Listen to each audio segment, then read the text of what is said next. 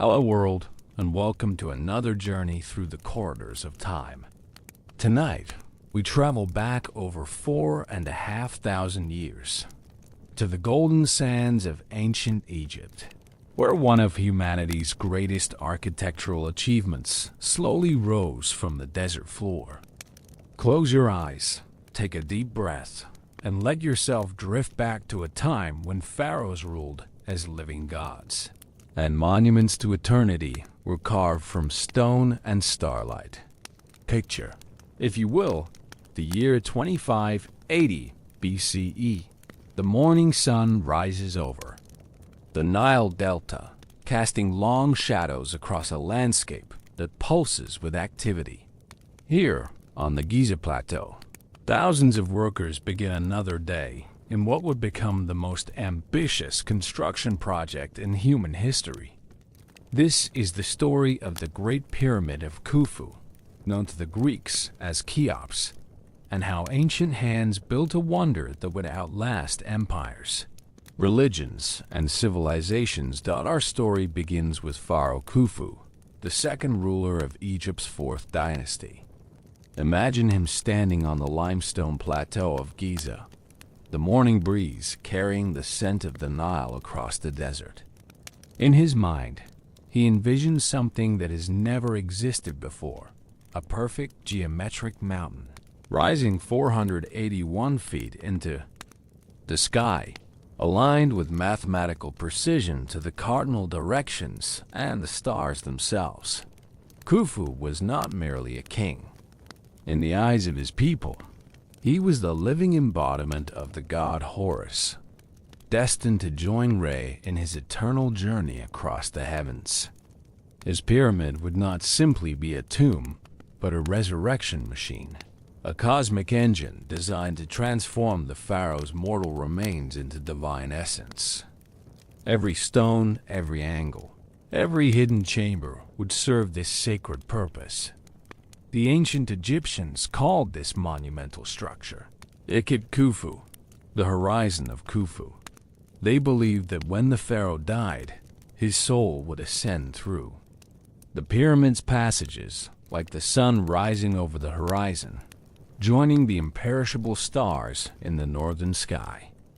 This was not vanity, but religious necessity.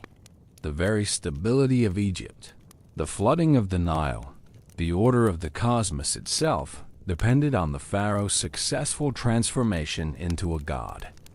Before construction could begin, the site had to be chosen with extraordinary care. The Giza Plateau offered several advantages. It was composed of solid limestone bedrock, capable of supporting immense weight. It lay on the west bank of the Nile, where the sun set each day, symbolizing death and rebirth, and it provided an elevated position visible from the royal capital at Memphis.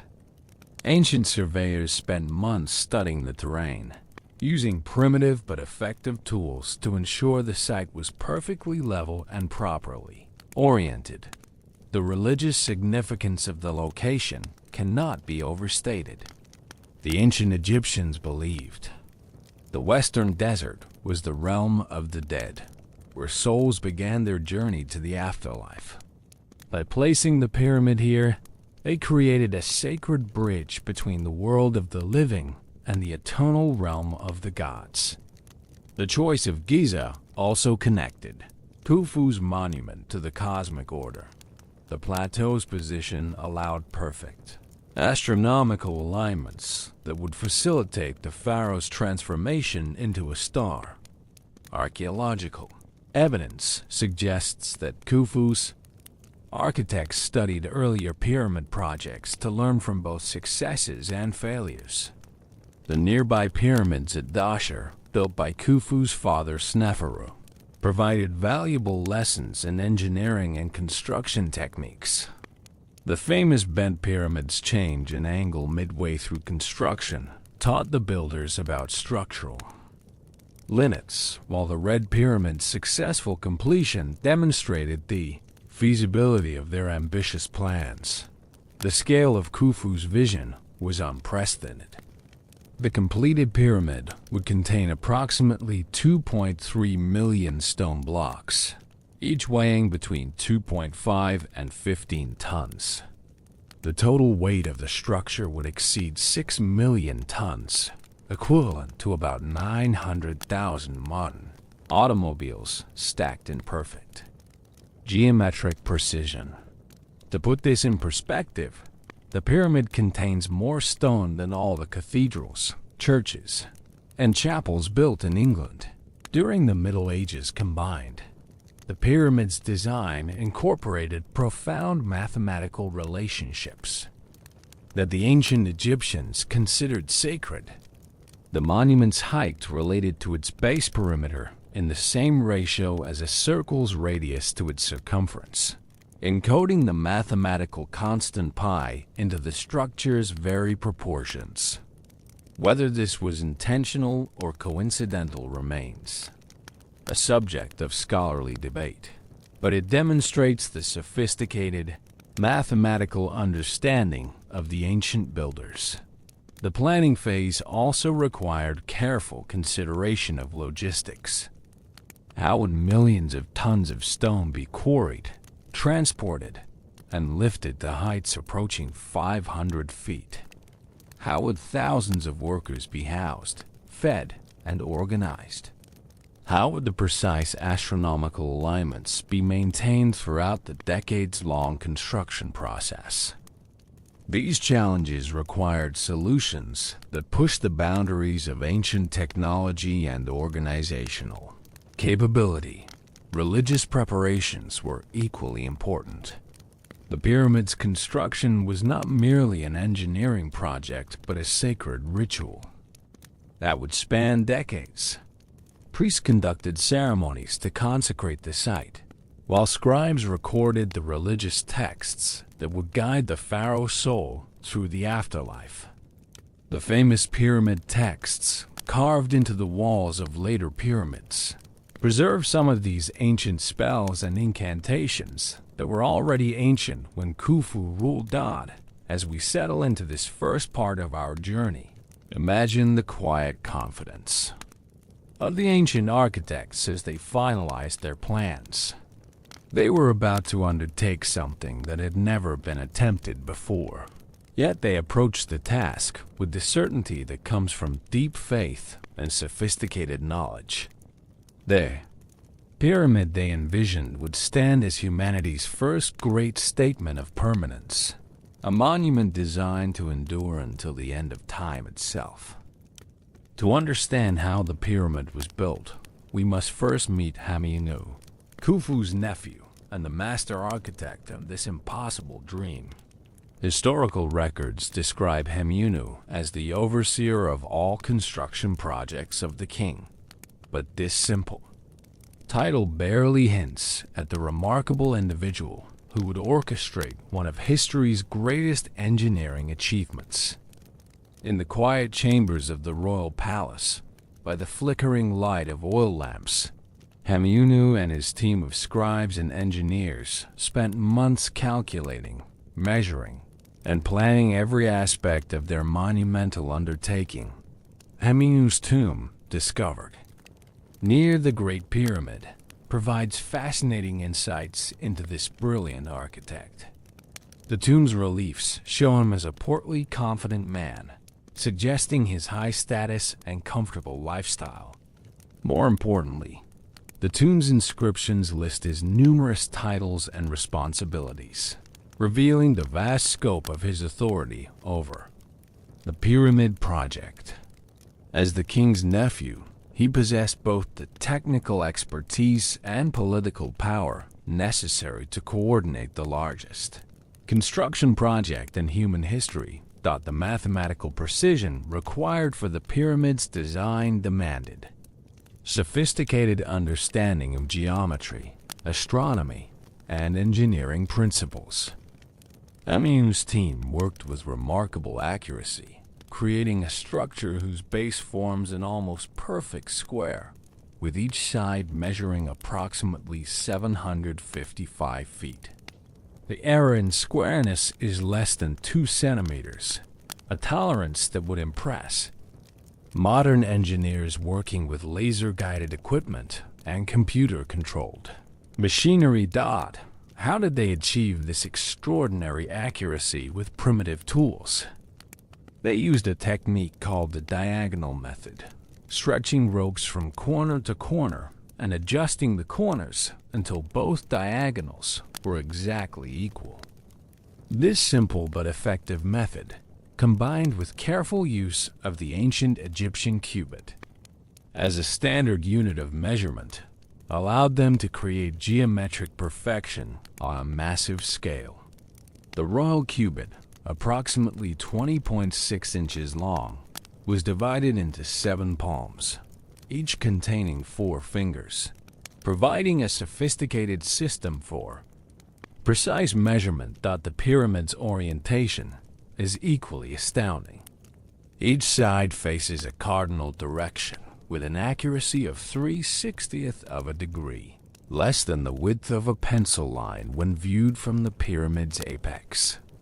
They achieved this by observing the stars, particularly the circumpolar stars that never set, using them as a celestial compass to align their earthly monument with the eternal heavens.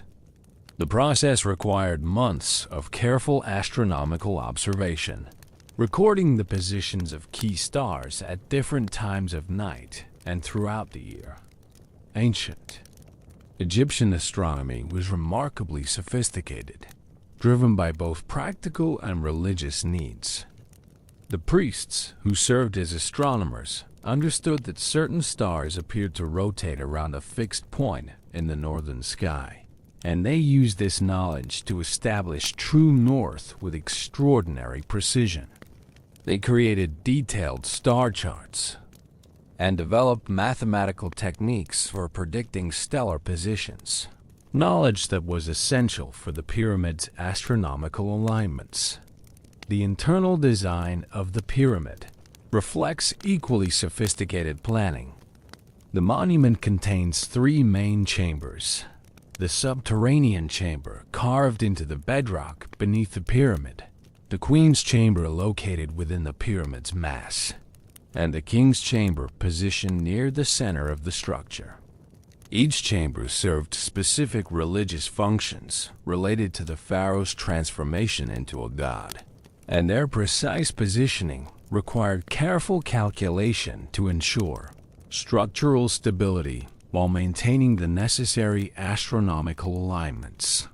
The ascending passage that leads from the pyramid's entrance to the king's chamber follows a slope of exactly 26 degrees, 18 minutes and 10 seconds. This specific angle was chosen to align with the star Sirius as it appeared in the ancient Egyptian sky, creating a direct connection between the pharaoh's burial chamber and the goddess Isis, who was associated with this important star. The precision required to maintain this angle through hundreds of feet of solid stone demonstrates the builders' remarkable skill and dedication to astronomical accuracy. Hamunu's design also incorporated sophisticated ventilation systems to provide fresh air for the workers laboring in the pyramid's interior chambers. 2 narrow shafts extend from the king's chamber to the pyramid's exterior, while similar shafts serve the queen's chamber. These shafts, only about 8 inches square, required extraordinary precision to maintain their exact angles and alignments through the pyramid's massive stone core.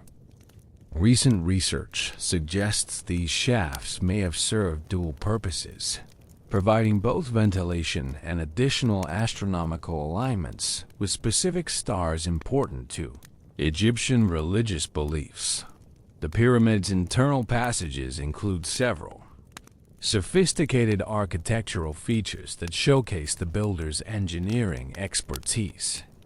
The Grand Gallery, a soaring corridor that rises 153 feet through the pyramid's heart, demonstrates advanced understanding of corbelled arch construction. Each stone course projects slightly inward from the one below, creating a self-supporting structure without the need for mortar or external support. The gallery's walls contain a series of precisely cut slots and notches, whose exact purpose remains mysterious but clearly served important functions during construction or in the pyramid's religious ceremonies. The mathematical relationships embedded in the pyramid's design reveal the ancient Egyptians' sophisticated understanding of geometry and proportion. The monument's height of 481 feet relates to its base perimeter of 3,023 feet in a ratio that closely approximates pi, though scholars debate whether this relationship was intentional or coincidental. More certain is the builder's use of the golden ratio, found in the relationship between the pyramid's slope height and half its base width, creating proportions that the ancient Egyptians considered sacred and harmonious. Heminu's architectural plans had to account for the enormous stresses and forces that would act upon the completed structure. The pyramid's 6 million tons of stone created immense downward pressure that had to be distributed evenly across the bedrock foundation. The architect's solution involved creating a series of internal relieving chambers above the king's chamber, using massive granite beams to redirect the weight away from the burial chamber and prevent catastrophic collapse. The precision of Heminu's work becomes even more impressive when we consider the tools available to ancient Egyptian architects.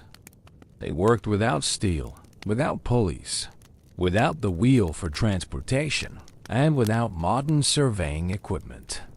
Yet they created a monument whose accuracy surpasses many modern buildings, demonstrating that sophisticated mathematical knowledge and careful craftsmanship could overcome technological limitations through patient application of sound engineering principles.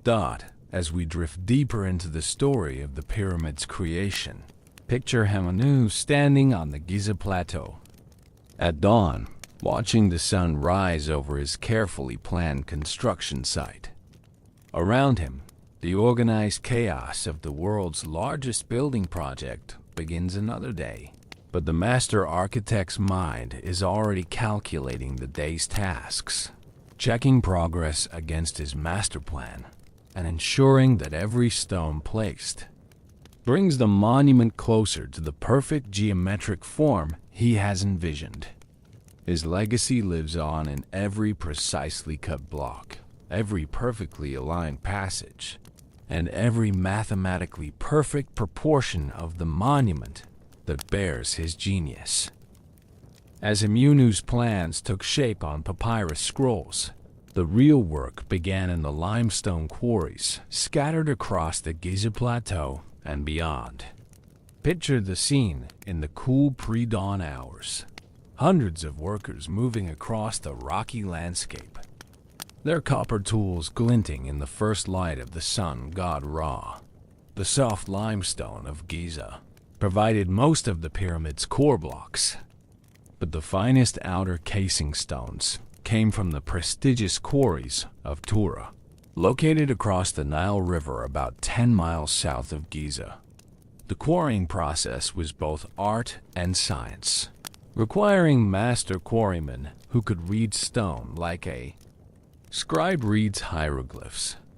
These skilled craftsmen studied the limestone formations with the careful attention of a physician examining a patient, looking for natural joints, weaknesses, and the subtle signs that indicated where the stone would split cleanly. The limestone at Giza was formed millions of years ago when the area lay beneath a warm, shallow sea, and the ancient quarrymen learned to work with the natural bedding planes and fossil inclusions that gave each section of stone its unique character. Extraction process began with careful surveying of the quarry face. Master quarrymen would map out the locations of natural joints and fissures, planning the extraction sequence to minimize waste and maximize the number of usable blocks. They Use simple but effective tools: copper chisels, wooden mallets, stone hammers, and wedges made from both wood and stone. The copper tools were surprisingly effective when used with patience and skill, and the Egyptians developed techniques for hardening copper that made their tools more durable than might be expected to extract a block. Workers would first create a channel around its perimeter, chiseling carefully along the natural bedding planes. This process, called channeling, required days of patient work for larger blocks. The channels were typically about 4 inches wide and as deep as necessary. To free the block from the surrounding stone, workers would take turns in the narrow channels, passing the tools back and forth as they slowly carved their way around each massive stone. Once the channels were complete, the critical moment of separation arrived. The quarryman would insert wooden wedges into the natural cracks and joints at the base of the block, then soak the wood with water from the Nile.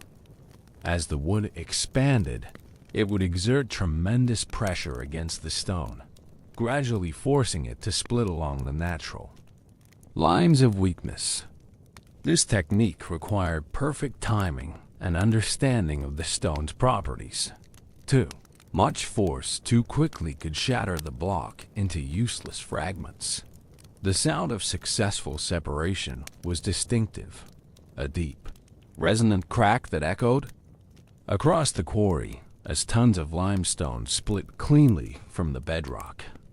Workers would cheer and offer prayers of thanksgiving to the gods, for each successfully extracted block brought them closer to completing their sacred mission.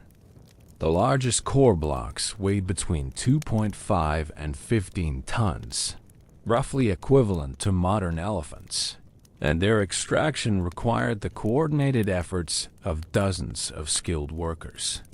The quality control standards were remarkably high, even for the interior core blocks that would never be seen once the pyramid was completed.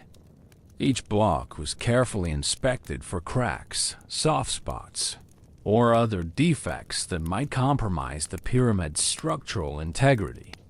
Defective blocks were rejected and either broken up for use as fill material or set aside for less critical applications. The accepted blocks were roughly shaped at the quarry site to reduce their weight for transport, with final finishing taking place at the construction site. The finest casing stones came from the Tura quarries, renowned throughout the ancient world for producing the whitest, most homogeneous limestone available. These quarries were located in underground galleries that extended deep into the cliffs along the Nile's east bank. Working by the light of oil lamps, skilled miners extracted blocks of extraordinary quality, each one destined to form part of the pyramid's brilliant exterior surface. The Tura limestone was so prized that it was used for the finest monuments throughout Egyptian history. The stone's superior quality came from its formation in deeper, more stable marine conditions, resulting in a more uniform texture and whiter color than the Giza limestone. The underground quarrying techniques used at Tura were more complex than the open-pit methods used at Giza, requiring sophisticated understanding of rock mechanics and underground engineering. Transportation of the quarried blocks presented enormous logistical challenges. The core blocks from the Giza quarries had to be moved relatively short distances, typically less than half a mile, but the massive weight of each block made even these short journeys major undertakings. Workers used wooden rollers, rope, and human muscle power to move the blocks along carefully prepared roadways. The roads themselves were engineering marvels, built with precisely graded surfaces and reinforced with stone to support the enormous loads. The Tura casing stones faced a more complex journey. They were first loaded onto specially built barges, capable of carrying multiple blocks without capsizing. These vessels were probably based on traditional mile cargo boats, but reinforced to handle loads far exceeding normal commercial cargo. The timing of these shipments was critical. They could only be transported during the annual Nile flood when the river was high enough to allow the heavy-laden barges to reach the harbors near Giza. The harbor facilities at Giza were themselves impressive engineering projects. Archaeological evidence suggests the ancient Egyptians created artificial harbors and canals that could accommodate the large barges carrying stone from distant quarries. These waterways had to be maintained throughout the pyramid's construction period, requiring constant dredging and repair to keep them navigable for the heaviest loads. Once the blocks reached the construction site, they faced their final challenge: lifting to their designated positions within the growing pyramid. The lower courses were relatively easy to place, but as the pyramid rose higher, the logistics became increasingly complex. Workers had to move multi-ton blocks up ramps that grew longer and steeper with each new level, all while maintaining the precise positioning required by Hamunu's architectural plans. The quarrying operation required its own substantial workforce, including not only the quarrymen themselves, but also the support personnel who maintained tools, prepared food, and organized the transportation systems. Recent archaeological discoveries have revealed extensive worker villages at the major quarry sites, complete with workshops for tool maintenance, bakeries for feeding the workforce, and administrative centers for coordinating the complex logistics of stone production. The quarrying work was seasonal, intensifying during the months when agricultural work was less demanding and more workers were available for construction projects. During the annual Nile flood, when farming was impossible, the quarrying operations reached peak activity as thousands of additional workers joined the permanent quarrying crews. This seasonal rhythm meant that the pyramid's construction progressed in surges, with massive amounts of stone extracted and transported during the flood season, then carefully placed and finished during the drier months when precision work was easier.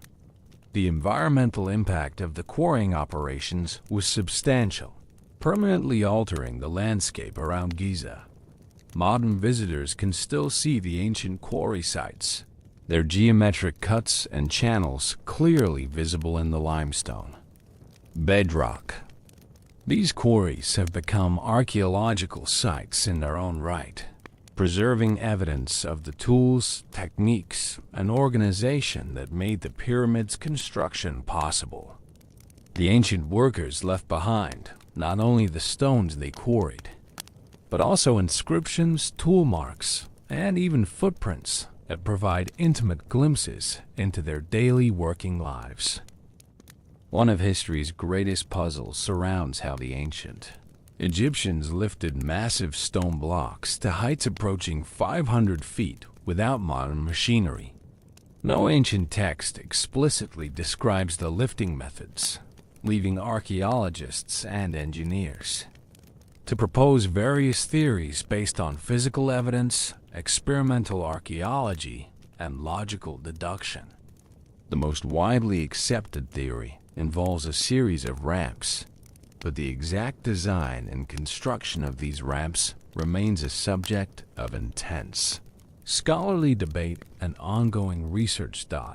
Picture a massive earthen pathway spiraling around the growing pyramid, allowing workers to drag stone blocks up to each new level. As the pyramid rose higher, this ramp grew longer to maintain a manageable slope for the work teams hauling multi-ton blocks. Some estimates suggest this external spiral ramp would have contained 3 times more material than the pyramid itself, creating a construction project that dwarfed even the monument it was designed to build. The engineering challenges of such a ramp system were formidable. The ramp had to maintain a slope gentle enough for teams of men to haul heavy blocks, typically no more than 8 to 10 degrees, while providing a surface stable enough to support enormous loads. The ramp's foundation had to be perfectly prepared, with any soft spots or irregularities capable of causing catastrophic accidents as heavy blocks shifted or toppled during transport. Archaeological evidence from other pyramid sites provides tantalizing clues about ramp construction techniques. At the Pyramid of Meidum, archaeologists have discovered remains of what appears to be a construction ramp built from limestone chips, mud brick, and sand. The ramp's surface was covered with a hard-packed layer of crushed limestone and clay that provided a smooth, durable roadway for the block-hauling teams. Similar evidence has been found at other pyramid sites, suggesting that ramp construction followed standardized techniques, refined over generations of pyramid building. Recent discoveries have added new dimensions to our understanding of pyramid construction methods. In 2017, researchers using cosmic ray imaging technology discovered a previously unknown void within the Great Pyramid itself. This discovery has revived interest in theories proposing internal ramp systems that would have allowed workers to lift blocks, using passages and chambers within the pyramid's own structure. The internal ramp theory suggests that the Egyptians may have used external ramps only for the lower levels of the pyramid, then switched to internal ramps for the upper reaches, where external ramps would have become impractically long. This hybrid approach would have reduced the amount of ramp material needed while providing a more stable lifting system for the pyramid's upper levels. The recently discovered void may represent part of such an internal ramp system, though its exact purpose remains to be determined. Another theory proposes a zigzag ramp built directly on the pyramid's faces. This design would have required less material than a continuous spiral ramp, but would have made the final smoothing of the outer casing stones more complex. Proponents of this theory point to marks on the pyramid's surface that might represent anchor points for such a ramp system, though these marks could also have other explanations related to the construction process. The logistics of ramp construction were as complex as the ramps themselves. The builders had to coordinate the simultaneous construction of both the pyramid and its associated ramp system, ensuring that the ramp stayed ahead of the pyramid's rising level while maintaining structural integrity under the enormous loads it would carry. This required careful planning and constant adjustment as the construction progressed. The ramp surface required constant maintenance to remain usable throughout the decades-long construction period.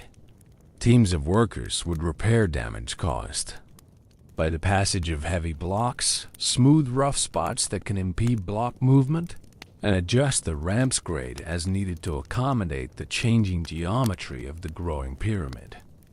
During the annual Nile flood, when construction activity reached its peak, the ramp system would have resembled a busy highway with constant traffic of block-hauling teams. Block-hauling techniques were refined through generations of pyramid construction experience. Teams of 20 to 30 men would approach a block prepared for lifting, sliding thick ropes beneath it using wooden levers and rollers. The ropes themselves were engineering marvels, woven from halfa grass and other fibers into cables, strong enough to support multi-ton loads. The rope-making industry that supported pyramid construction would have been a major enterprise in its own right. requiring specialized craftsmen and vast quantities of raw materials. The actual hauling process required precise coordination among the work team members. A team leader would call out the rhythm, often using work songs that help synchronize the men's efforts while making the back-breaking labor more bearable. Archaeological evidence suggests that different teams developed their own hauling songs and techniques, creating a rich tradition of work music that helped build esprit de corps among the construction crews. The blocks were moved on wooden sledges, probably made from Lebanese cedar or other imported hardwoods, capable of withstanding the enormous stresses involved. These sledges were engineered to distribute the block's weight evenly while providing smooth movement over the ramp's surface. The sledges themselves were valuable pieces of equipment that were carefully maintained and reused throughout the construction process. Lubrication of the sledge runners was crucial for efficient block movement. Workers would pour water on the ramp's surface just ahead of each sledge, creating a slippery layer that dramatically reduced the friction between the wooden runners and the stone surface. Recent experiments have shown that proper lubrication could reduce the force required to move a heavy block by as much as 50%, making the difference between a manageable task and an impossible one. The coordination required for block placement became increasingly complex as the pyramid rose higher. Workers had to maneuver blocks into exact positions with tolerances measured in millimeters, all while working on narrow platforms hundreds of feet above the ground. The slightest error in positioning could create structural problems that would affect the entire pyramid's stability. So the placement process required the most skilled and experienced workers.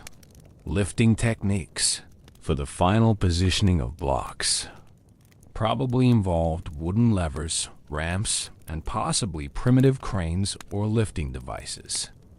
Archaeological evidence from other ancient construction sites suggests that the Egyptians were familiar with mechanical advantage principles and used them to multiply human lifting power.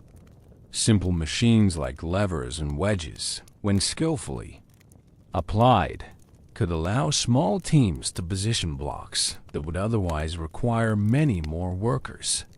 The removal of the ramp system once the pyramid was completed presented its own challenges. The ramps had to be dismantled carefully to avoid damaging the pyramid's finished surfaces, and the enormous amount of ramp material had to be disposed of or recycled for other construction projects. Archaeological surveys around the Giza Plateau have found evidence of this dismantling process, including deposits of ramp material that were apparently dumped in convenient locations after the pyramid's completion. The precision achieved in the pyramid's construction, despite the apparent crudeness of the available lifting technology, demonstrates the remarkable skill and organization of the ancient builders. Every block was positioned with extraordinary accuracy, creating a monument whose geometric perfection has impressed observers for over 4 millennia. This precision was achieved through a combination of careful planning, skilled craftsmanship, and probably most importantly, the dedication of workers who understood that they were participating in a sacred mission that would ensure their pharaoh's eternal life and the cosmic order of their civilization. As the sun reaches its zenith over Giza, let us step away from the monumental construction site and observe the daily rhythms of the remarkable community that built the Great Pyramid. Recent archaeological discoveries have revolutionized our understanding of the pyramid builders' lives, revealing that they were not slaves toiling under the whip, as Hollywood films might suggest, but paid workers who took immense pride in their sacred mission and lived in one of the ancient world's most sophisticated planned communities. The workers lived in a carefully designed settlement located southeast of the pyramid construction site, a bustling town that housed perhaps 20,000 people during peak construction periods. This settlement, which archaeologists call the lost city of the pyramid builders, was laid out with the same precision and planning evident in the pyramid itself. Streets were arranged in orderly grids, with different areas designated for various functions: residential quarters, workshops, administrative buildings, and massive food production facilities. The residential areas were organized according to a clear social hierarchy that reflected the workers' roles in the construction project. Skilled craftsmen, engineers, and supervisors lived in comfortable houses built of mud brick and limestone, with multiple rooms, courtyards, and even private latrines. These houses often included workshops where specialized craftsmen could work on detailed tasks away from the chaos of the main construction site. The walls of these houses were sometimes decorated with paintings and reliefs, showing that even working-class Egyptians could afford some artistic luxury. The ordinary laborers lived in more modest accommodations, typically long, narrow buildings that housed multiple families. These structures, called galleries by archaeologists, were efficiently designed to house the maximum number of workers in minimal space while still providing reasonable comfort and privacy. Each family unit had its own sleeping area and storage space, though cooking and other activities were often communal. Even these modest dwellings were well built, with thick walls that provided insulation against both the desert heat and the cool nights. The daily rhythm of pyramid construction began before dawn, when the desert air was cool and the limestone easier to work. Workers would wait to the sound of horns or drums that signaled the beginning of another day's labor.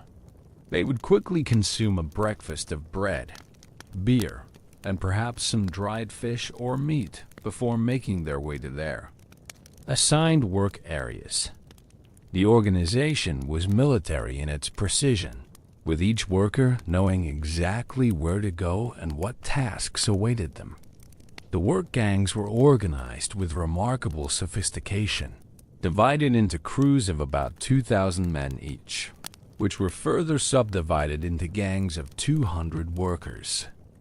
Each gang had its own identity, name, and traditions that fostered fierce loyalty and competition.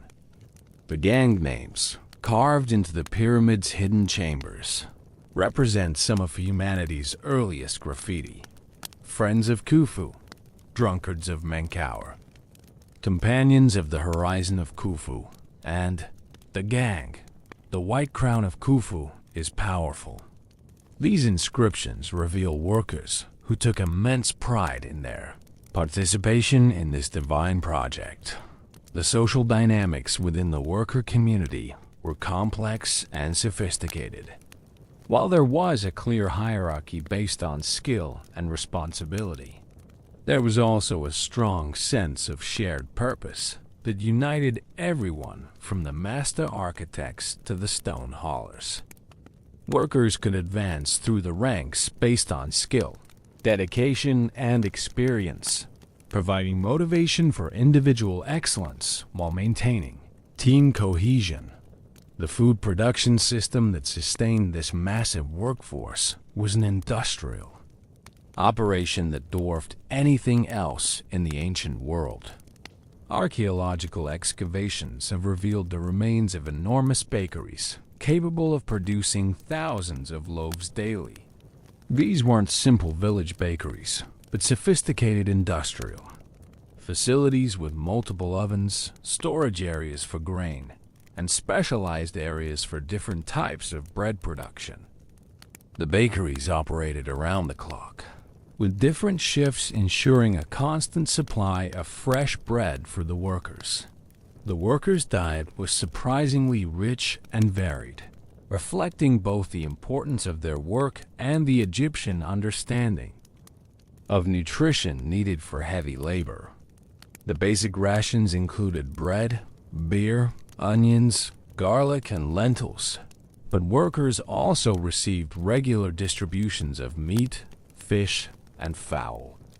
Bone analysis of worker skeletons shows these men were well nourished and healthy, with strong bones and muscles developed through years of heavy labor. Their diet was actually superior to that of many modern laborers, providing all the calories and nutrients needed for the demanding physical work of pyramid construction. Beer was particularly important in the workers' diet, serving not only as a source of calories and nutrients, but also as a safe alternative to water, which could carry disease. The pyramid workers consumed several liters of beer daily. This was a low-alcohol beverage, more like liquid bread than modern beer. The brewing operation was as industrial as the bakeries, with massive vats and specialized equipment for producing. The thousands of gallons needed daily.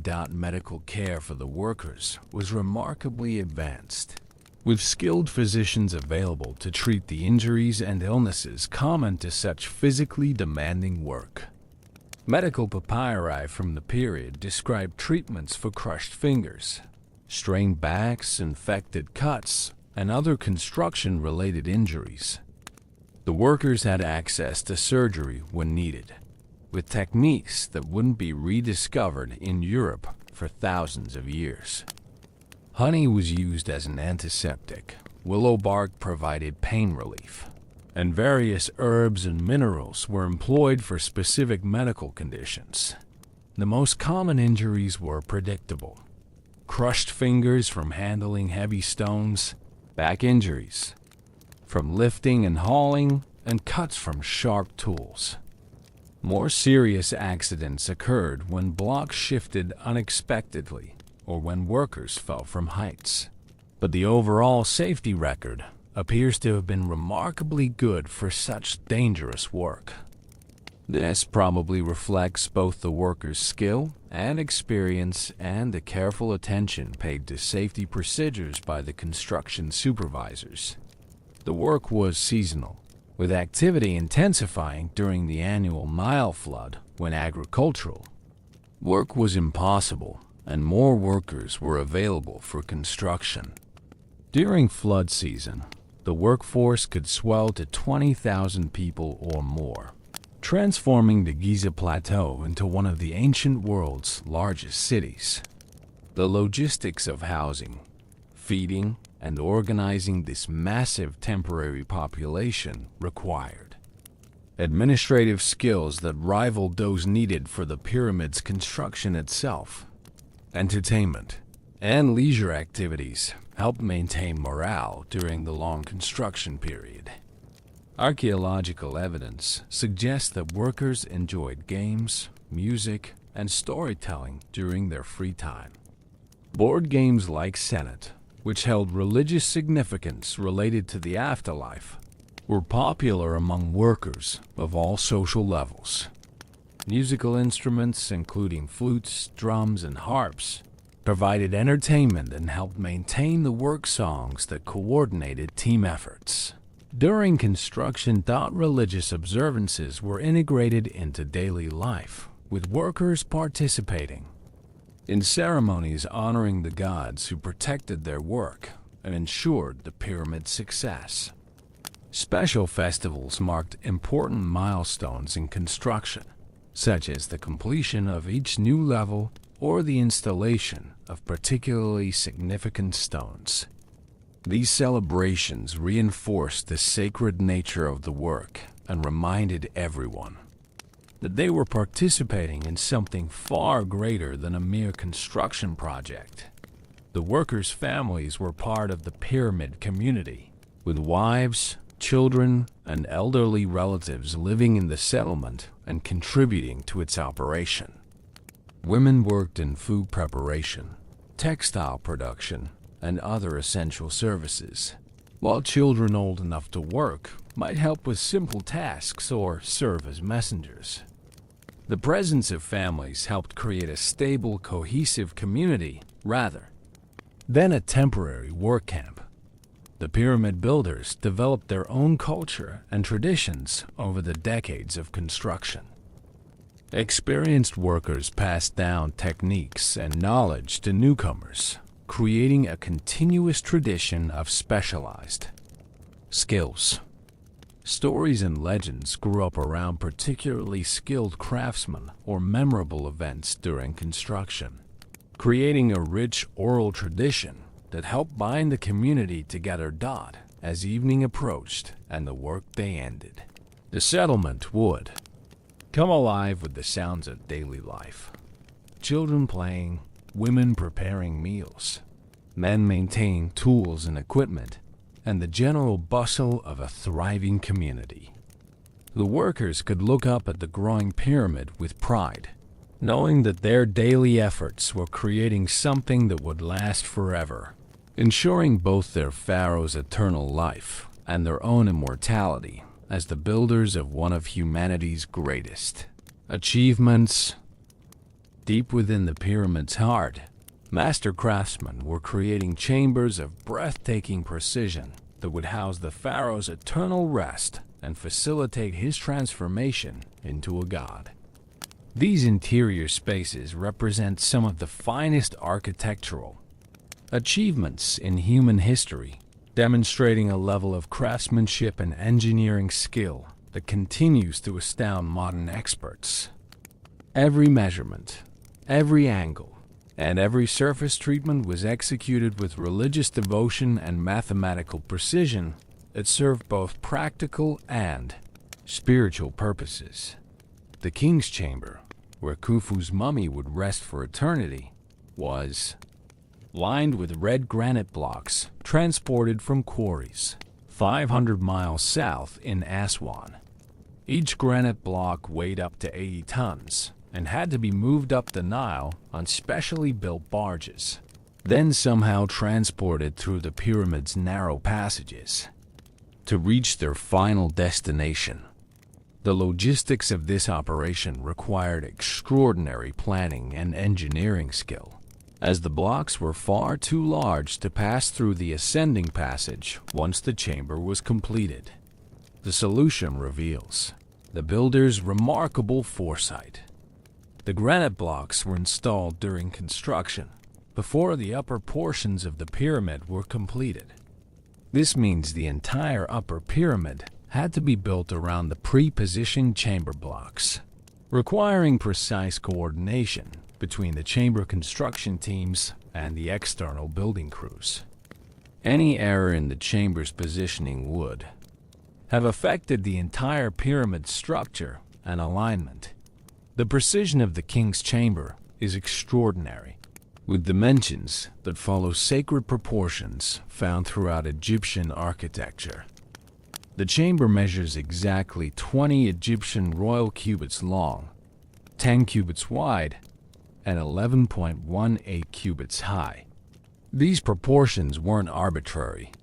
They reflected the Egyptians' understanding of geometry and their beliefs about the mathematical foundations of the universe. The 2-to-1 ratio in plan was considered sacred, representing the dual nature of existence and the harmony between earthly and divine realms. The chamber's walls were finished to tolerances that modern masons would find challenging to achieve. The granite blocks fit together so precisely that the joints are nearly invisible, creating surfaces so smooth and true that they seem to be carved from single pieces of stone.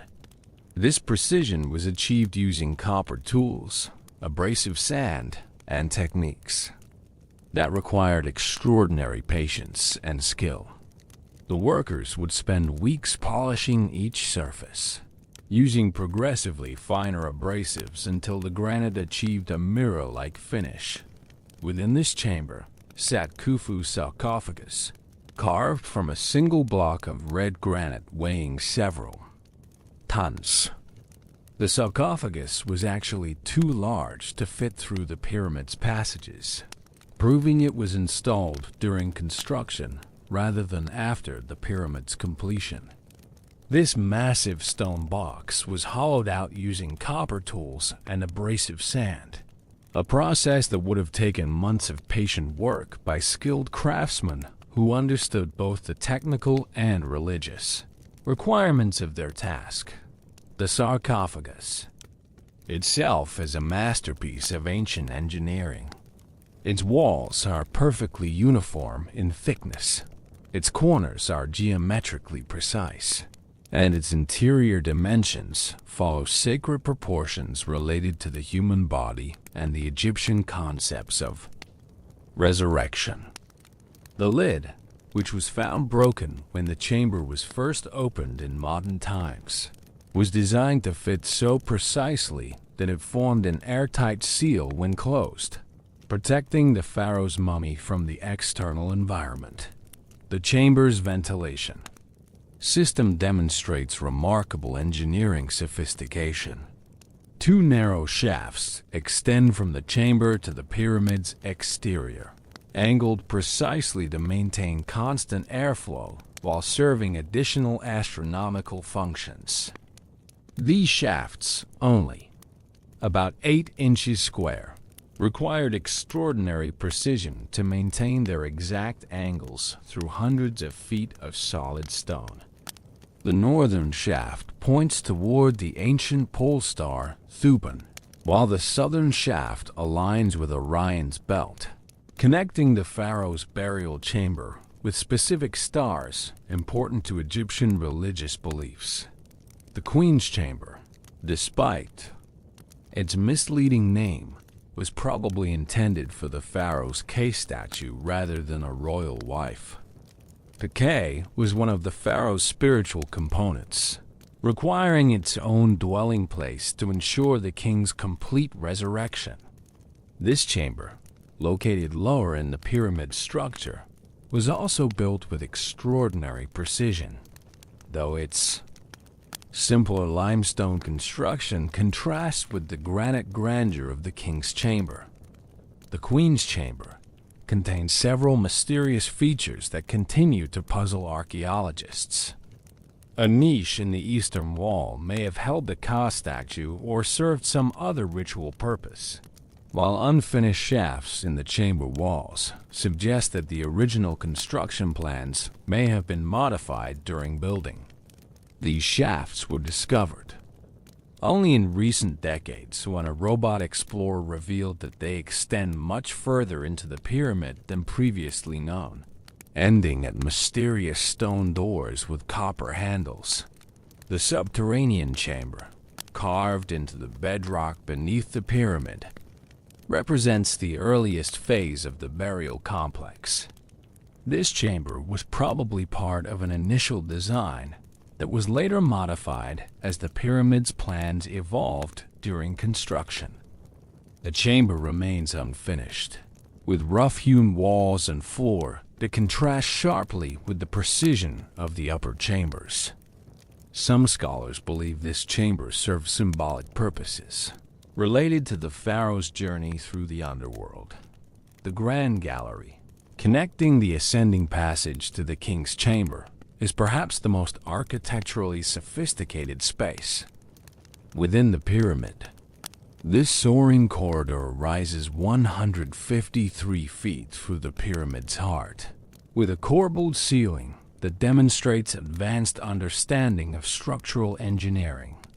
Each stone course projects slightly inward from the one below, creating a self-supporting arch that distributes the enormous weight of the pyramid's mass without requiring external support.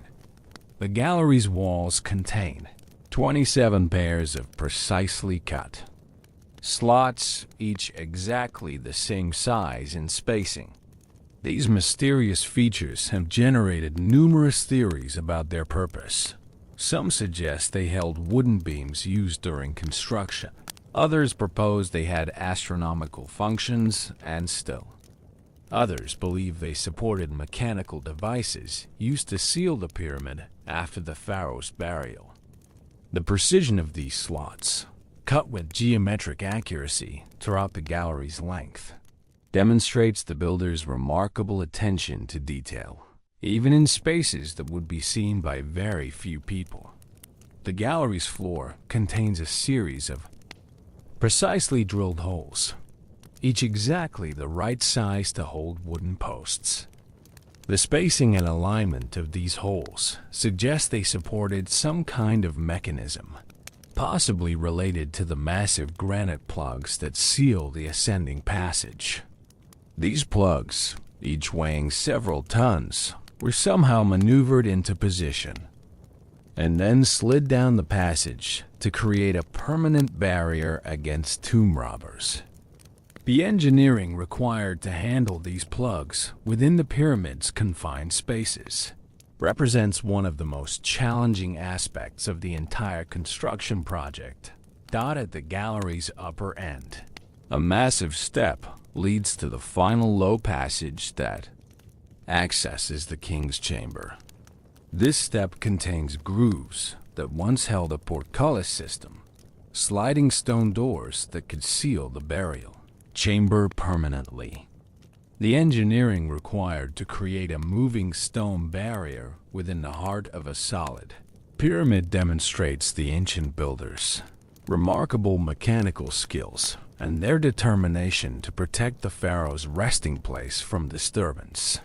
The acoustic properties of the interior chambers add another layer of sophistication to the pyramid's design. The king's chamber produces a distinct resonance when sounds are made within it, possibly intentional to enhance the religious ceremonies that would have taken place there.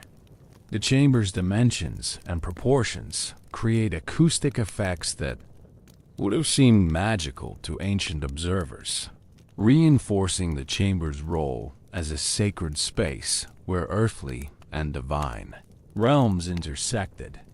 The lighting system for construction of these interior spaces required careful planning and sophisticated techniques. Oil lamps provided illumination for the workers, but the chambers had to be designed to allow adequate light while preventing the accumulation of dangerous fumes. Ventilation shafts served double duty, providing both fresh air and escape routes for lamp smoke, allowing workers to labor safely in the pyramid's confined interior spaces. The finishing work in the chambers represented the pinnacle of ancient craftsmanship. Every surface was carefully prepared and polished, with joints so fine that they remain watertight after 4,500 years. The workers used techniques that combined mechanical precision with artistic sensitivity, creating spaces that were both functionally perfect and spiritually inspiring. The quality of this work reflects not only technical skill, but also the religious devotion of craftsmen who understood they were creating the pharaoh's eternal dwelling place. For over 1,000 years after its completion, the Great Pyramid appeared vastly different from the stepped structure we see today. Its surface was covered with polished Tura limestone casing stones that created a smooth, brilliant white exterior, visible from miles away across the Egyptian landscape. These casing stones represented the pinnacle of ancient masonry, cut with such precision that the entire surface formed a perfect geometric solid. Its face is flat to within just a few millimeters across their entire 755-foot width. The casing stones weren't simply decorative additions to an already completed structure. They were integral to the pyramid's spiritual and architectural function. Ancient texts describe how the pyramid's surface would gleam like a beacon in the desert sun, its polished faces reflecting light with such intensity that the monument could be seen from the hills of Memphis over 20 miles away. The Egyptians called this brilliant surface the Brilliant One, or the Electrum Pyramid, comparing its gleam to the sacred gold-silver alloy used for the tips of obelisks and other sacred monuments. Each casing stone was individually shaped to fit its exact position on the pyramid's surface, a process that required extraordinary precision and skill. The outer face of each stone was polished to mirror smoothness using progressively finer abrasives, while the inner faces were precisely angled to maintain the pyramid's slope of 51 degrees, 52 minutes, and 14 seconds. This specific angle wasn't chosen arbitrarily. It creates a pyramid whose height relates to its base perimeter in the same ratio as a circle's radius relates to its circumference, encoding the mathematical constant pi into the monument's very structure. The quarrying and preparation of casing stones required techniques even more sophisticated than those used for the pyramid's core blocks. The finest stones came from underground galleries at Tura, where master quarrymen could select limestone of exceptional quality and uniformity. These underground quarries provided stone with fewer natural flaws and a more consistent grain structure, essential for achieving the mirror-like finish required for the pyramid's exterior. The selection process for casing stones was rigorous, with quality control standards that exceeded even those for the interior blocks. Each stone was carefully inspected for color consistency, grain structure, and the absence of fossils or other inclusions that might mar the finished surface. Rejected stones were set aside for use in less visible applications, while only the finest examples were approved for the pyramid's exterior. The shaping of casing stones required master masons with decades of experience and intimate knowledge of limestone's properties. Each stone had to be cut to precise dimensions that would fit perfectly with its neighbors, while maintaining the pyramid's exact geometric form. The margin for error was essentially zero. A single poorly cut stone could create a flaw visible across the entire pyramid face, disrupting the perfect geometry that was essential to the monument's spiritual function. The tools used for casing stone preparation were the finest available to ancient craftsmen. Copper chisels were specially hardened and sharpened to achieve the cleanest cuts possible, while stone hammers and wooden mallets were carefully weighted and balanced for maximum control. The final polishing was done with abrasive powders of varying fineness, applied with leather pads and felt claws that could achieve a finish approaching modern standards. The installation of casing stones presented unique challenges that required innovative solutions. Unlike the core blocks, which could be roughly positioned and later trimmed, the casing stones had to be placed with perfect accuracy from the moment of installation. The slightest misalignment would be immediately visible and could compromise the entire pyramid's appearance. This required the development of specialized lifting and positioning techniques that allowed for micro-adjustments during the placement process. The casing stones were installed from the top down, beginning with the pyramidion and working toward the base. This approach allowed each course to support the ones above it while providing a stable platform for positioning the next level. The process required extraordinary coordination between the stone-cutting teams and the installation crews, as each stone had to be custom fitted to its specific location. The joints between casing stones were filled with mortar so fine that it created essentially invisible seams. This mortar, made from gypsum and limestone powder, was mixed to a consistency that could fill the hairline gaps between perfectly fitted stones. When properly applied and polished, the mortar joints disappeared entirely, creating the illusion that the entire pyramid face was carved from single pieces of stone. The pyramid's apex was crowned with a pyramidion, a capstone probably made of electrum, granite, or possibly meteoric iron. This golden or silver point would catch the first rays of dawn and the last light of sunset, symbolizing the pharaoh's role as a bridge between earth and sky.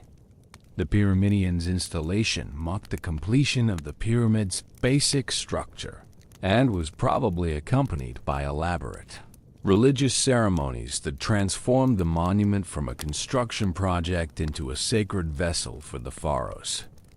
Resurrection. The optical effects created by the polished casing stones were carefully calculated to enhance the pyramid's spiritual symbolism. The smooth faces created perfect geometric shadows that moved across the pyramid's surface as the sun tracked across the sky, creating a giant sundial that marked the passage of time with divine precision. During certain times of year, the pyramids' faces would appear to be perfectly illuminated or completely shadowed, creating dramatic visual effects that reinforced the monument's connection to cosmic cycles. The casing stones also served practical functions beyond their aesthetic and spiritual purposes. The smooth surface shed rainwater efficiently, protecting the pyramid's interior from moisture damage. The tight-fitting joints prevented sand and debris from penetrating into the core structure, while the hard limestone surface resisted erosion from wind and weather. These protective functions were essential for ensuring the pyramid's long-term preservation. The maintenance of the casing stones required ongoing attention throughout the pyramid's active period. Specialized crews would periodically inspect and repair any damage, repolishing surfaces that had been dulled by sandstorms, or repairing joints that had been damaged by thermal expansion and contraction. This maintenance work required the same high level of skill as the original installation, ensuring that the pyramid maintained its brilliant appearance for centuries. The symbolic significance of the casing stones extended beyond their immediate visual impact. The brilliant white surface represented purity and rebirth, essential concepts in Egyptian funerary religion. The pyramid's transformation from the rough, stepped appearance of its construction phase to the smooth perfection of its completed form symbolized the pharaoh's own transformation from mortal king to divine being. The casing stones literally clothed the pyramid in garments of light, preparing it for its eternal function as a resurrection machine. The removal of most casing stones in medieval times represents one of history's greatest acts of cultural vandalism. Arab historians record that the stones were systematically removed to build mosques, palaces, and other structures in nearby Cairo. The process took centuries, with the last significant casing stones disappearing during the Ottoman period. A few casing stones remain at the pyramid's base, allowing modern visitors to glimpse the monument's original appearance and appreciate the extraordinary craftsmanship of the ancient builders. Recent archaeological discoveries have provided new insights into casing stone construction techniques. Minute traces of the original mortar preserve evidence of the tools and methods used by ancient masons, while microscopic analysis of the stone surfaces reveals details about polishing techniques and quality control standards. These discoveries continue to deepen our appreciation for the technical achievement represented by the pyramid's original casing. Computer modeling based on surviving casing stones has allowed researchers to reconstruct the pyramid's original appearance with remarkable accuracy. These digital reconstructions reveal a monument of stunning beauty and geometric perfection, gleaming white against the desert landscape like a man-made mountain of light. The contrast between this brilliant vision and the step pyramid we see today provides a poignant reminder of the monument's original glory and the skills of the craftsmen who created it. The ancient Egyptians conceived the Great Pyramid not merely as a tomb, but as a sophisticated astronomical instrument, precisely aligned with the heavens to facilitate the pharaoh's journey to the afterlife. Every aspect of the monument's design reflects profound understanding of celestial mechanics and religious beliefs that connected earthly events with cosmic cycles. The pyramid served as a bridge between the terrestrial realm and the eternal stars, encoding astronomical knowledge that demonstrates the remarkable scientific achievements of ancient Egyptian civilization. The monument's entrance faces true north, with extraordinary accuracy, deviating from perfect alignment by less than 3/60th of a degree. This precision was achieved through careful observation of circumpolar stars that never set below the horizon, particularly the star Thuban in the constellation Draco, which served as the pole star when the pyramid was built. Due to the Earth's axial precession, a slow wobble that changes our view of the night sky over thousands of years, the pole star has shifted since ancient times. But calculations show that Thuban was perfectly aligned with true north around 2500 BCE. The descending passage, which leads from the entrance down into the bedrock beneath the pyramid, was precisely oriented to point toward Thuban at its lower culmination. Ancient Egyptian priests could look down this passage during the pharaoh's funeral ceremonies and see the pole star at the exact moment it reached its lowest point in the sky, symbolizing the pharaoh's death and the beginning of his journey to join the imperishable stars. This alignment connected the earthly ceremony with cosmic events, reinforcing the religious belief that the pharaoh's transformation was part of the universal order. The ascending passage that leads to the king's chamber follows a different astronomical alignment, pointing toward the star Sirius, known to the Egyptians as Sopdet. This star's annual reappearance in the pre-dawn sky after a period of invisibility marked the beginning of the Nile flood, making it central to Egyptian agriculture and religious beliefs. The goddess Isis was associated with Sirius and the stars. Alignment with the pyramid connected the dead pharaoh with this powerful deity who could grant resurrection and eternal life.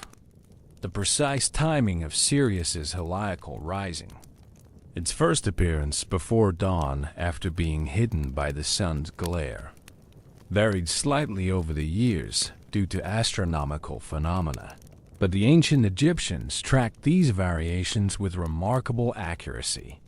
They understood that Sirius's cycle was slightly longer than the standard Egyptian calendar year, and they developed sophisticated methods for predicting when the star would reappear and trigger the annual flood.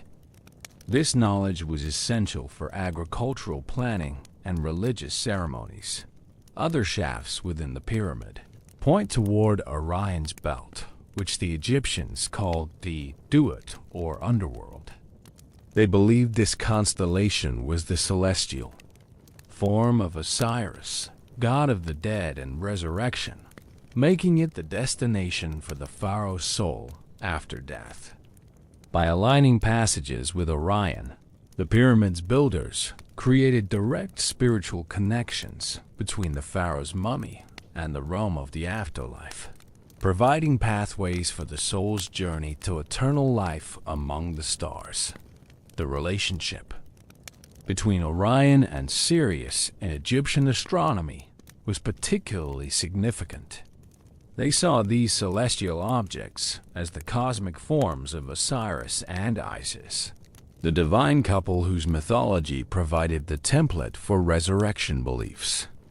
The pyramid's alignments with both stars created a cosmic marriage chamber where the pharaoh could join this divine family and achieve immortality through association with these eternal beings. The ancient Egyptians' astronomical knowledge extended far beyond simple star observation. They understood the concept of precession, the slow change in Earth's rotational axis that causes the apparent positions of stars to shift over centuries. This knowledge is evident in the pyramid's design, which accounts for the changing positions of key stars over time and maintains functional alignments despite these gradual shifts. The timing of the pyramid's construction appears to have been chosen to optimize these astronomical alignments.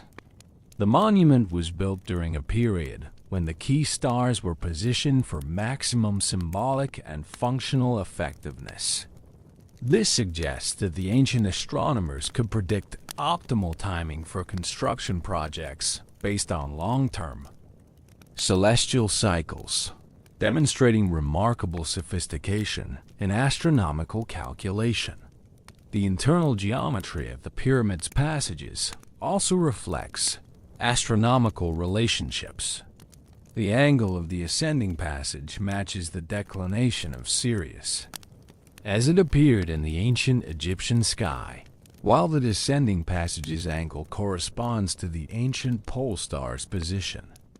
These relationships weren't coincidental, but were carefully calculated to maintain the monument's cosmic connections throughout the pharaoh's eternal afterlife. The pyramid's base orientation captures additional astronomical meaning. Its faces align precisely with the cardinal directions, while its position at 30 degrees north latitude places it exactly 1/3 of the way between the equator and the North Pole. This positioning may have been chosen for its geometric significance, creating numerical relationships that the ancient Egyptians considered magically powerful. The seasonal effects of the pyramid's orientation created dramatic visual phenomena that reinforced its astronomical functions. During the spring and autumn equinoxes, the pyramid's faces would be perfectly divided between sunlight and shadow, creating a visual representation of cosmic balance and the eternal struggle between day and night, life and death. These effects were probably timed to coincide with religious ceremonies that celebrated the pharaoh's ongoing journey through the afterlife. The monument's shadow patterns throughout the year created a giant sundial that marked important dates. In the Egyptian calendar, the pyramid's shadow would reach specific landmarks at predetermined times, allowing priests to track the passage of time and predict important religious and agricultural events. This function transformed the entire Giza Plateau into a massive astronomical instrument that served the practical needs of Ider Ktevi Mevia. Egyptian civilization. Recent research has revealed that the pyramid's air shafts may have served additional astronomical functions beyond their obvious ventilation purposes. The shaft's precise angles and orientation suggest they may have functioned as telescopes or observation tubes, allowing astronomers to track specific stars with greater accuracy than would have been possible with naked eye observation alone. This would have made the pyramid not just an astronomical symbol, but an active research instrument. The acoustic properties of the pyramid's chambers may also have been designed to enhance astronomical observations. The king's chamber's resonant frequency corresponds to certain musical intervals that the ancient Egyptians associated with cosmic harmony. Sound effects within the chamber might have been used during astronomical ceremonies to create acoustic environments that reinforce the connection between earthly rituals and celestial events. The pyramid's relationship to other monuments at Giza creates additional astronomical alignments that demonstrate the site's comprehensive design as a cosmic observatory. The three main pyramids align with the stars of Orion's belt, while other structures correspond to different celestial objects important to Egyptian religion. This suggests that the entire Giza complex was conceived as a terrestrial map of important celestial regions. The mathematical relationships encoded in the pyramid's dimensions also reflect astronomical knowledge. The monument's proportions incorporate the length of the tropical year, the Earth's circumference, and other cosmic measurements that demonstrate sophisticated understanding of celestial mechanics. These relationships suggest that the ancient Egyptians possessed mathematical and astronomical knowledge that wouldn't be rediscovered in Europe for thousands of years. The pyramid's function as an astronomical instrument continued long after its construction. Egyptian priests probably used the monument for ongoing astronomical observations and religious ceremonies for centuries, maintaining traditions that connected each generation with the cosmic order established by their ancestors. The pyramid thus served not only as Khufu's eternal dwelling, but as a permanent temple for astronomical worship and scientific observation. Modern astronomical software allows us to recreate the ancient Egyptian night sky and verify the pyramid's alignments with extraordinary precision. These calculations confirm that the ancient builders achieved astronomical accuracy that rivals modern instruments, demonstrating that the Great Pyramid represents one of humanity's earliest and most successful attempts to encode cosmic knowledge in permanent architectural form. The civilization that built the Great Pyramid was supported by one of the ancient world's most sophisticated social and economic systems, carefully designed to sustain the massive workforce required for this unprecedented construction project. Recent archaeological discoveries have revolutionized our understanding of how this complex society functioned, revealing organizational structures and support systems that enabled thousands of people to work together effectively for decades, while maintaining the precision and quality standards demanded by their sacred mission. The workforce hierarchy was carefully structured to maximize both efficiency and morale, with clear paths for advancement that motivated individual excellence, while maintaining team cohesion. At the top were the master architects and engineers like Hamanun, whose technical expertise and administrative skills coordinated the entire project. Below them were specialized supervisors responsible for different aspects of construction: quarrying, transportation, stone cutting, and placement. Each level of supervision required specific skills and experience, creating career paths that attracted talented individuals to the pyramid project. The skilled craftsmen formed the backbone of the construction workforce, including stonemasons, carpenters, metalworkers, and rope makers, whose specialized knowledge was essential for the pyramid's construction. These craftsmen served apprenticeships that lasted several years, learning not only technical skills but also the religious and cultural traditions associated with pyramid building. Master craftsmen could command high wages and social status, and many established workshops that trained the next generation of builders. The organizational system that coordinated this diverse workforce was remarkably sophisticated, using administrative techniques that wouldn't be seen again until the rise of modern industrial civilization. Scribes maintained detailed records of work progress, material consumption, and worker assignments, creating a bureaucratic system that could track thousands of individual workers and coordinate their activities across multiple work sites.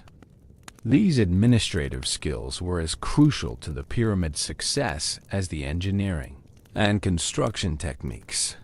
The work gangs themselves were organized with military precision, divided into crews of about 2,000 men each, which were further subdivided into gangs of 200 workers.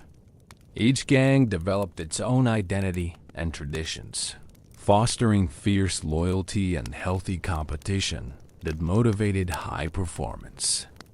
The gang names carved into the pyramid's hidden chambers reveal workers who took immense pride in their participation. Friends of Khufu, drunkards of Menkaure, companions of the horizon of Khufu, and the gang, the White Crown of Khufu, is powerful. The recruitment system for pyramid workers drew from across Egyptian society, offering opportunities for social advancement that attracted capable individuals from all backgrounds.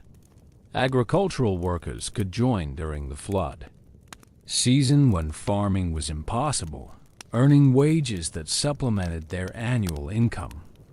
Young men from poor families could learn valuable skills that would benefit them throughout their lives, while skilled craftsmen could earn premium wages and gain recognition for their expertise. The payment system was sophisticated, using a combination of rations, goods, and services rather than the purely monetary wages of modern economies. Workers received daily rations of bread, beer, meat, and vegetables, ensuring adequate nutrition for their demanding physical labor.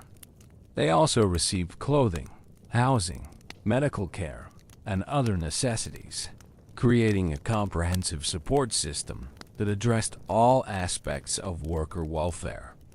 Special bonuses and rewards recognized exceptional performance or completion of difficult tasks. The food production system that sustained this massive workforce operated on an industrial scale unprecedented in the ancient world. Archaeological excavations have revealed enormous bakeries with multiple ovens and sophisticated grain storage facilities that could supply thousands of workers daily. The bakeries operated continuously, with different shifts ensuring fresh bread was always available. The scale of these operations required careful coordination with agricultural regions throughout Egypt to ensure adequate supplies of grain, meat, and other foodstuffs. The brewing operations were equally impressive, producing thousands of gallons of beer daily to meet worker consumption needs. Ancient Egyptian beer was a nutritious, low-alcohol beverage that served as both sustenance and a safe alternative to water, which could carry diseases. The brewing process required skilled workers who understood fermentation techniques and quality control methods that ensured consistent production of wholesome beverages for the but ensured consistent production of wholesome beverages for the beverages for the fun and study. Workforce. Medical care for the workers reflected the advanced state of ancient Egyptian medicine and the importance placed on worker health and safety. Skilled physicians were available to treat injuries and illnesses, using techniques that included surgery, dentistry, and pharmaceutical treatments. The medical facilities discovered at worker sites include evidence of sophisticated treatments for broken bones, infected wounds, and other construction-related injuries. The overall health of the worker population, as revealed by skeletal analysis, was remarkably good for such physically demanding work. The housing system provided accommodation appropriate to each worker's status and role in the project. Skilled supervisors and craftsmen lived in comfortable houses with multiple rooms, courtyards, and private facilities. These houses often included workshops where specialized work could be performed away from the main construction site. Regular workers lived in efficiently designed dormitories that provided adequate privacy and comfort while maximizing the use of available space. The tool production and maintenance system required its own specialized workforce of metal workers, carpenters, and other craftsmen who kept the construction crews supplied with properly maintained equipment. Copper tools required constant sharpening and repair, while wooden implements like sledges and levers needed regular replacement due to the enormous stresses of heavy construction work. The tool workshops operated continuously, ensuring that work gangs never lacked the equipment necessary for their tasks. The transportation and logistics system that moved materials and supplies across the construction site was a marvel of ancient engineering and organization. Specialized teams managed the movement of stone blocks from quarries to construction areas, while others handled the delivery of food, tools, and other supplies to work gangs throughout the site. The coordination required to prevent bottlenecks and ensure efficient material flow demanded sophisticated planning and communication systems. The seasonal rhythm of construction work created unique social dynamics within the worker community. During the flood season, when agricultural workers joined the permanent construction crews, the population could swell to over 20,000 people, creating one of the ancient world's largest cities. The integration of temporary and permanent workers required flexible organizational systems that could accommodate dramatic changes in workforce size while maintaining productivity and morale. The religious and cultural life of the worker community was rich and varied, reflecting both local traditions and the sacred nature of their work. Workers participated in religious ceremonies that honored the gods, protecting their labor and ensuring the pyramid's success.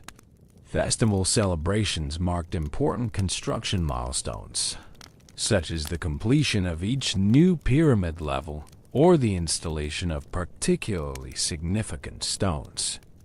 These celebrations reinforced the sacred nature of the work and reminded everyone of their participation in a project of eternal significance.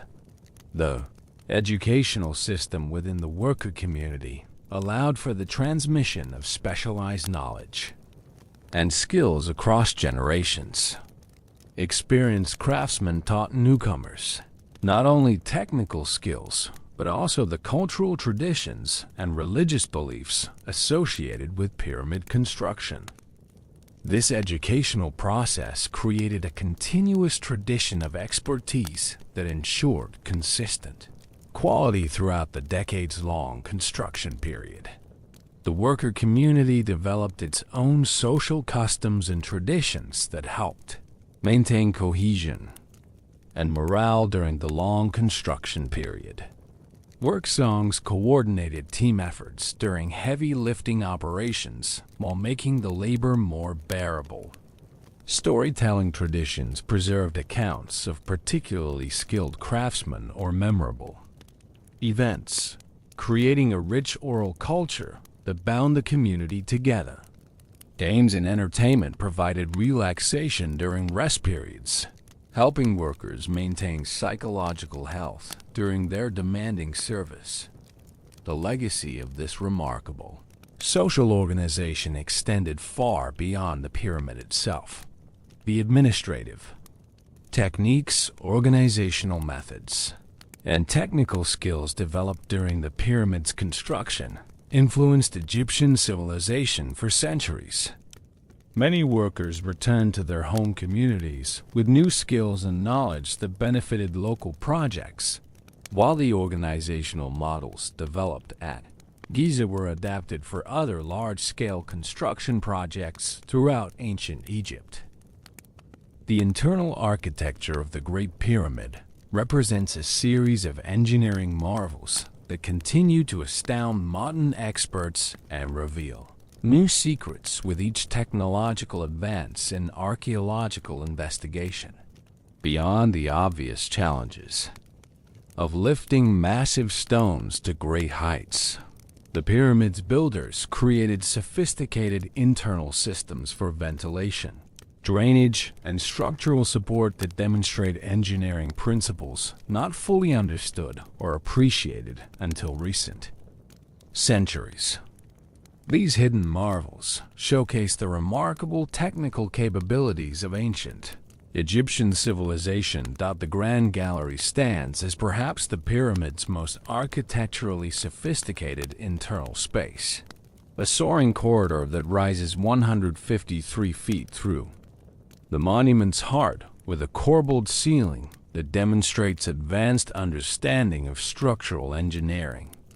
Each course of stone projects slightly inward from the one below, creating a self-supporting arch that distributes the enormous weight of the pyramid's mass without requiring external buttressing or support systems. The gallery's construction required precise calculation of load-bearing capacities and stress distribution to ensure stability under the immense pressures involved. The gallery's walls contain 27 pairs of precisely cut slots, each measuring exactly the same dimensions and spaced with geometric regularity.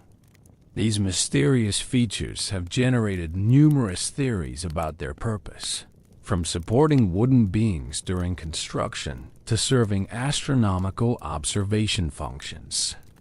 Recent analysis suggests they may have supported a sophisticated mechanical system for manipulating the massive granite plugs that sealed the ascending passage after the pharaoh's burial, demonstrating mechanical engineering capabilities that wouldn't be seen again for centuries. The relieving chambers above the king's chamber represent one of ancient engineering's most ingenious solutions to structural challenges. These 5 chambers, built with massive granite beams weighing up to 70 tons each, were designed to redirect the enormous weight of the pyramid's upper mass away from the burial chamber below.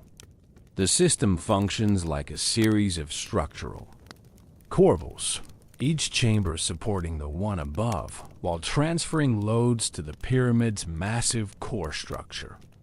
This design prevented the catastrophic collapse that would have occurred if the full weight of the pyramid had rested directly on the king's chamber's ceiling.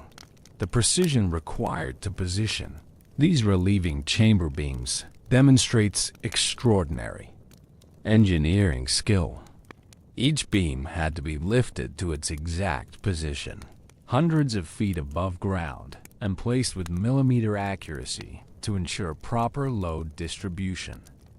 The beams fit together so precisely that they form virtually solid barriers, capable of supporting millions of tons of stone while maintaining the chamber system's structural integrity for over 4 millennia. The pyramid's internal ventilation system represents another remarkable engineering achievement, providing fresh air circulation throughout the monument's interior chambers and passages. The system includes both horizontal and angled shafts that create natural air movement through temperature and pressure differentials. These shafts were precisely calculated to maintain constant airflow while serving additional functions related to astronomical alignments and religious symbolism. The construction of the ventilation shafts required extraordinary precision and planning. The shafts maintained their exact angles and dimensions through hundreds of feet of solid stone, requiring careful coordination between multiple work teams operating from different locations within the pyramid. The builders had to account for the changing geometry of the growing pyramid while maintaining shaft alignments that would provide effective ventilation once the structure was completed.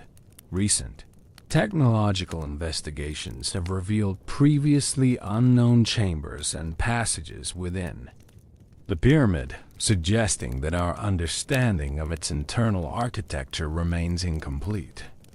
Ground-penetrating radar, cosmic ray imaging, and other advanced techniques have detected voids and anomalies that may represent undiscovered chambers or previously unknown construction features.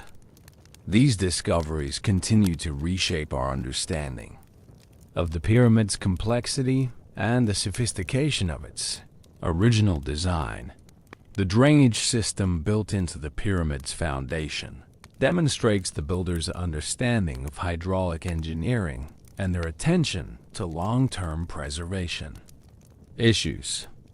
The system includes carefully graded channels and collection points designed to direct any water infiltration away from critical structural areas and internal chambers. This system has functioned effectively for over 4,000 years, helping to preserve the pyramid's internal architecture. Despite occasional flooding and moisture infiltration, the acoustic engineering of the pyramid's chambers reveals another layer of sophisticated design consideration.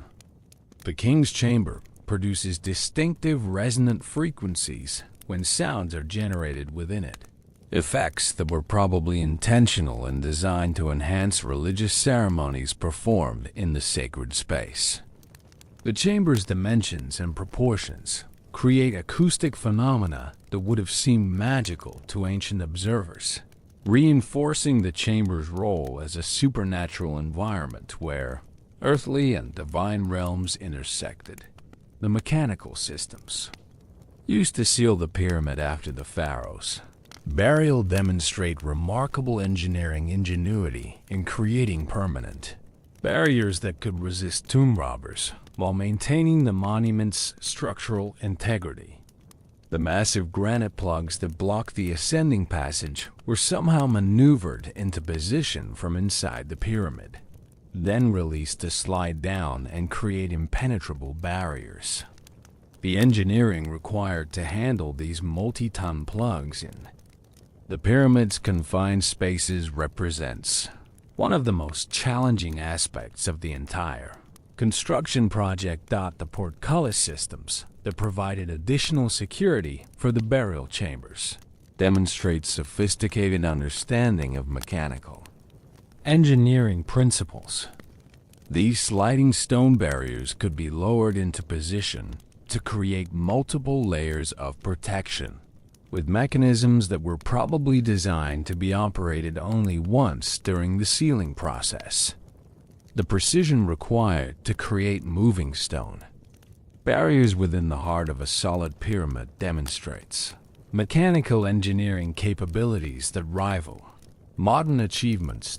The internal ramp systems, recently discovered through advanced imaging techniques, suggest that the pyramid's builders used far more sophisticated construction methods than previously understood. These internal ramps would have allowed workers to lift stones to great heights without requiring the massive external ramp systems traditionally proposed by archaeologists. The engineering required to create functional ramps within the pyramid's structure while maintaining overall stability represents a level of construction sophistication that challenges our understanding of ancient building techniques. The temperature regulation systems within the pyramid demonstrate understanding of thermal engineering principles that kept internal chambers at relatively constant temperatures despite extreme external temperature variations. The massive thermal mass of the stone structure, combined with carefully designed air circulation systems, created internal environments that remained stable. The dawn of the 21st century has ushered in an unprecedented era of pyramid exploration, where cutting-edge technology penetrates mysteries that have confounded scholars for millennia. Advanced scanning techniques, robotics, and artificial intelligence are finally providing answers to questions that seemed forever beyond human reach, revealing the pyramid's secrets while simultaneously deepening our appreciation for ancient Egyptian ingenuity.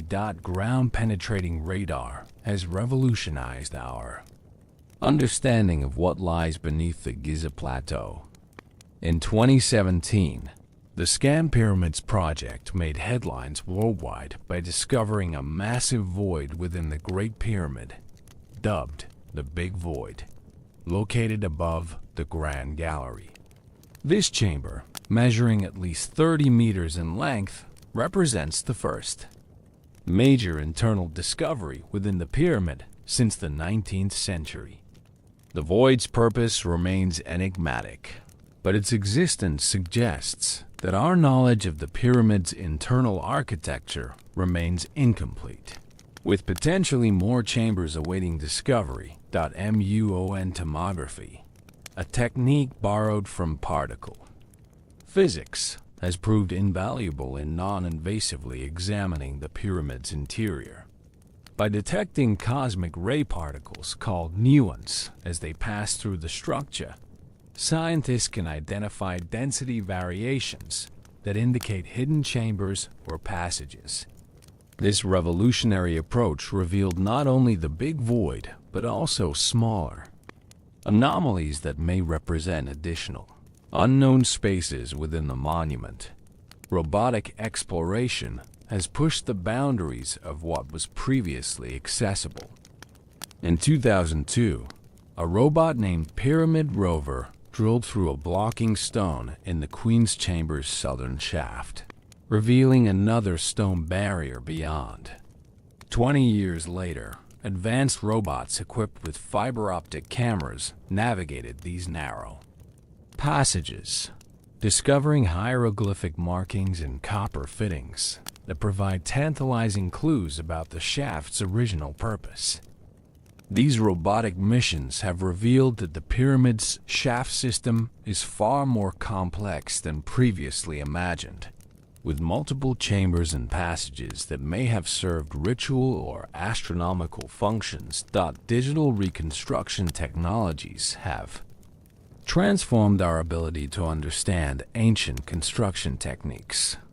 Laser scanning creates millimeter-precise 3D models of the pyramid's exterior and accessible interior spaces, revealing construction irregularities and modifications made. Throughout history, these digital twins allow researchers to study the monuments virtually, measuring angles, distances, and proportions with unprecedented accuracy, while preserving detailed records for future generations. Archaeological excavations using modern techniques continue to uncover evidence of the massive infrastructure that supported pyramid construction. Recent discoveries include harbors, ramps, worker settlements, and administrative buildings that paint a comprehensive picture of the logistical marvel required to build these monuments. The Wadi al-Jarf papyri, discovered in 2013, provide the oldest known papyrus documents in existence, offering first-hand accounts of pyramid construction operations, including detailed records of stone transportation from Aswan quarries to Giza. Computer modeling has shed new light on construction methodologies that seemed impossible with ancient tools. Advanced simulations demonstrate how combinations of ramps, levers, and human coordination could move multi-ton stone blocks with precision. These models suggest that the ancient Egyptians employed sophisticated understanding of physics and engineering principles, using mechanical advantage and coordinated effort to achieve seemingly superhuman feats. Ground-penetrating surveys of the entire Giza Plateau have revealed a complex network of underground features, including natural caves modified for human use, artificial chambers, and connecting passages that extend far beyond the pyramids themselves. These discoveries suggest that the plateau served as a comprehensive sacred landscape, with the pyramids representing just the most visible elements of a much larger religious and ceremonial complex. Recent analysis of the Great Pyramid's construction materials using advanced spectroscopy and chemical analysis has revealed details about quarrying and transportation logistics. Studies show that while most limestone came from local quarries, specific blocks were sourced from distant locations, indicating sophisticated resource management and quality control. The precision with which different stone types were selected for specific structural purposes demonstrates remarkable understanding of material properties and engineering requirements. Thermal imaging and thermal scanning technologies have detected temperature variations within the pyramid structure that may indicate additional voids or unusual construction features. These temperature anomalies occur in patterns that suggest deliberate architectural features rather than random variations, potentially pointing to hidden chambers or specialized construction techniques designed to regulate internal climate or serve symbolic purposes. Advanced dating techniques, including radiocarbon analysis of organic materials found within the pyramid structure, have refined our understanding of construction timelines. These studies confirm that pyramid construction occurred over decades rather than centuries, requiring sustained organizational effort and resource allocation that speaks to the stability and sophistication of Old Kingdom Egyptian society.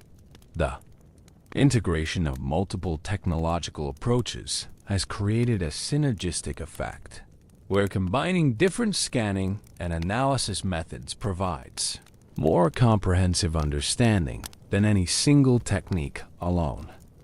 This multidisciplinary approach represents the future of pyramid research, promising continued revelations as technology advances and new analytical methods become available. As our journey through the magnificent history of Egypt's pyramids draws to a close, we find ourselves contemplating monuments that have transcended their original purpose to become symbols of human achievement, mystery, and eternal aspiration.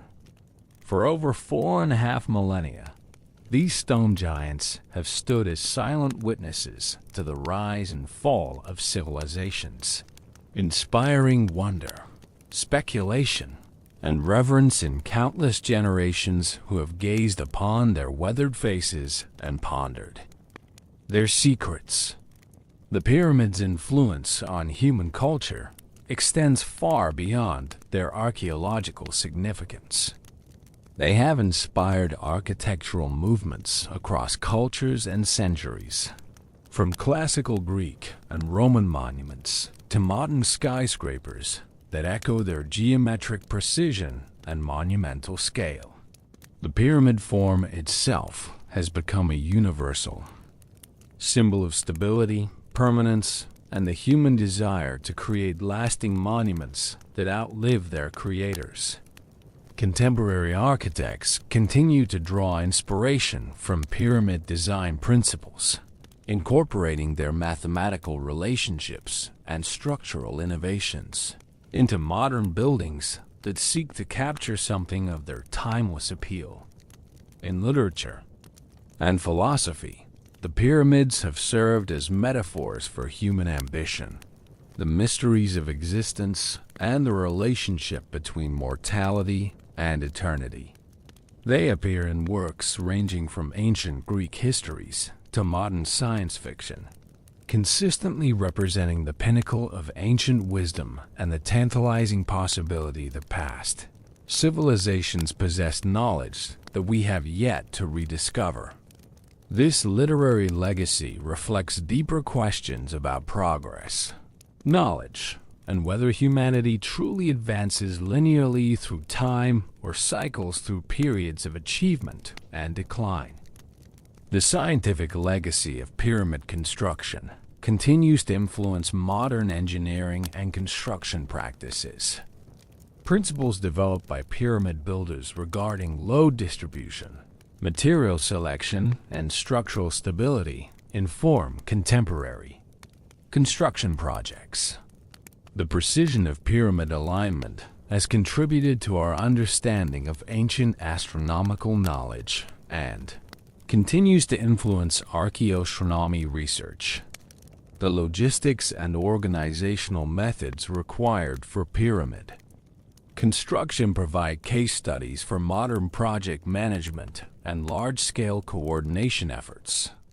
Tourism and popular culture have transformed the pyramids into global icons, attracting millions of visitors annually who come to experience firsthand these tangible connections to humanity's distant past. This modern pilgrimage reflects deep-seated human needs to connect with something greater than ourselves, to touch stone carved by hands that lived thousands of years ago, and to stand in spaces conceived by minds that grapple with the same fundamental questions about life, death, and meaning that occupy us today. The economic impact of pyramid tourism supports entire communities and contributes significantly to Egypt's national economy, demonstrating how ancient monuments continue to generate value and opportunity in the modern world. Educational institutions worldwide use the pyramids as teaching tools that span multiple disciplines, from mathematics and engineering to history and anthropology. Students calculate pyramid volumes, study construction techniques, analyze hieroglyphic texts, and explore ancient Egyptian society through the lens of these remarkable monuments. This educational legacy ensures that each new generation encounters the pyramids as part of their fundamental understanding of human achievement and historical development. The preservation challenges facing the pyramids highlight broader questions about cultural heritage and humanity's responsibility to future generations. Environmental factors, urban development pressure, and tourism impact threaten these irreplaceable monuments, requiring constant vigilance and innovative conservation approaches. International cooperation in pyramid preservation efforts demonstrates how shared cultural heritage can unite nations in common cause, transcending political boundaries to protect treasures that belong to all humanity. Technological advances continue to reveal new aspects of pyramid construction and purpose, suggesting that these monuments still hold secrets waiting to be discovered. Each new finding adds layers to our understanding while simultaneously raising fresh questions about ancient Egyptian capabilities and intentions. The ongoing revelation of hidden chambers, sophisticated astronomical alignments, and advanced construction techniques suggest that the pyramids may continue surprising us for generations to come. The pyramids have also become focal points for alternative theories and speculative thinking about human history, ancient knowledge, and possible connections to lost civilizations or extraterrestrial influences. While mainstream archaeology provides compelling evidence for human construction using ancient Egyptian techniques and tools, the persistence of alternative theories reflects the pyramids' power to inspire imagination and speculation about possibilities beyond conventional understanding. These debates, while sometimes contentious, demonstrate the monument's continued ability to provoke thought and discussion about human potential and historical understanding. Recent discoveries and ongoing research continue to refine our understanding of pyramid construction, purpose, and cultural significance. New archaeological sites, papyrus discoveries, and technological revelations regularly add to the complex picture of pyramid builders' society, beliefs, and capabilities. This continuing stream of discoveries suggests that pyramid research remains a vibrant and evolving field with much yet to reveal about ancient Egyptian civilization. The global influence of pyramid imagery in everything from currency design to corporate logos demonstrates their enduring power as symbols of strength, permanence, and achievement. This symbolic usage often transcends specific knowledge about ancient Egypt, tapping into deeper psychological associations with geometric perfection, monumental scale, and the human desire to build lasting monuments to important ideas and achievements. As we stand at the threshold of new technological capabilities, including artificial intelligence, advanced robotics, and sophisticated imaging technologies, the future of pyramid research promises revelations that may fundamentally alter our understanding of ancient Egyptian civilization. The pyramids that have guarded their secrets for millennia may finally yield comprehensive answers to questions that have intrigued humanity since classical antiquity. The eternal legacy of Egypt's pyramids lies not merely in their impressive physical presence, but in their representation of human potential to conceive and execute projects that transcend individual lifespans and serve purposes greater than immediate practical needs. They remind us that our ancestors possessed sophisticated knowledge, remarkable organizational capabilities, and profound spiritual beliefs that motivated extraordinary achievements. In contemplating these magnificent monuments, we connect with fundamental aspects of human nature that remain constant across millennia. The desire to create meaning through enduring works, to honor the dead with lasting monuments, and to reach toward the eternal through the careful arrangement of stone and space.